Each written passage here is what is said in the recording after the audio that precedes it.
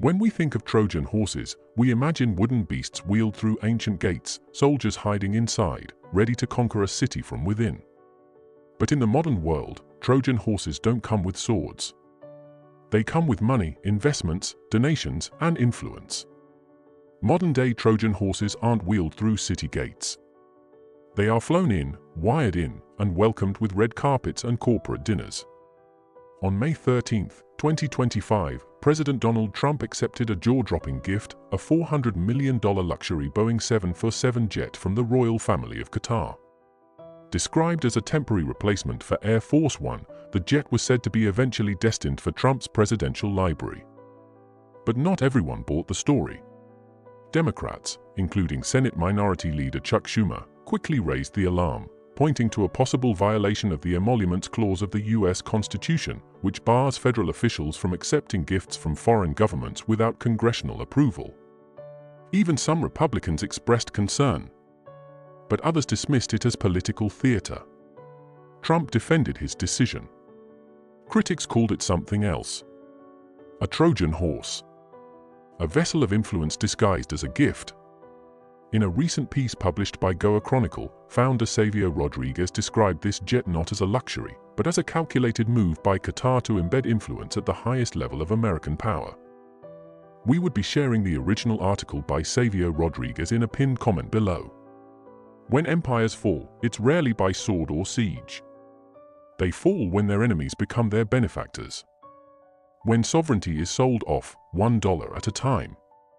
According to the Middle East Forum, Qatar has spent nearly $40 billion in the US since 2012. But this isn't capitalism.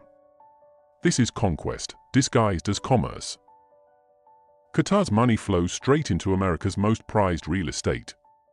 Over $6.2 billion has been pumped into Manhattan properties alone. From the Empire State Building to the Plaza Hotel, iconic American symbols now carry Qatari fingerprints.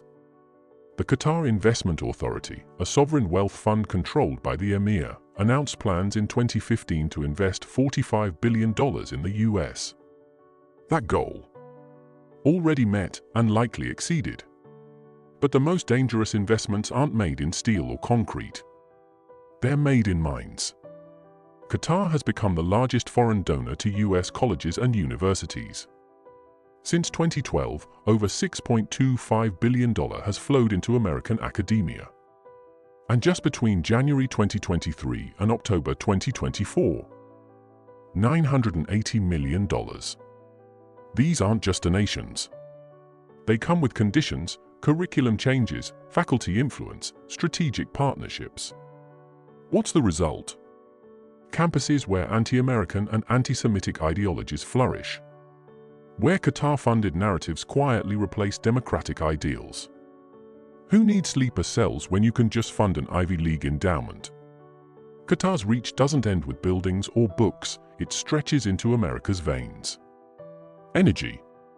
Through Qatar Energy and QIA, the Emirate has acquired significant stakes in US liquefied natural gas, plastics, and even midstream oil operations. At a time when America preaches energy independence, a foreign power can now influence power grids, utility flows, and economic resilience. If relations ever turn sour, Qatar holds the power to disrupt America at its most vulnerable points. Influence doesn't work in silence. It's broadcasted, marketed, sold.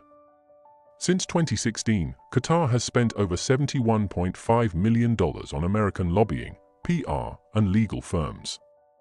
Former congressmen, cabinet officials, and journalists have been paid handsomely to rebrand Qatar as a moderate Muslim ally, a friend, a partner. But behind the charm offensive lies a stark truth: Qatar shelters terrorists, bankrolls radical Islam, and censors dissent while projecting an image of diplomacy. What has Qatar bought? Real estate, institutions, energy, mines. What has America lost? Sovereignty, clarity, the ability to tell friend from foe. Every democracy has its price. For America, it appears that $40 billion was enough to look the other way. It's time to act. The Middle East Forum's audit should be a wake-up call. Congress must investigate. foreign investment laws must be rewritten. Red lines must be drawn on who can invest, where, and how. If Qatar wants to be a trusted ally, it must choose transparency over secrecy, democracy over deception, reform over radicalism. Until then, every dollar from Doha must be treated not as a gift, but as a geopolitical move. History teaches us, no empire collapses without help from within. Qatar didn't need to storm America's gates. It bought the keys, and the gatekeepers smiled all the way to the bank.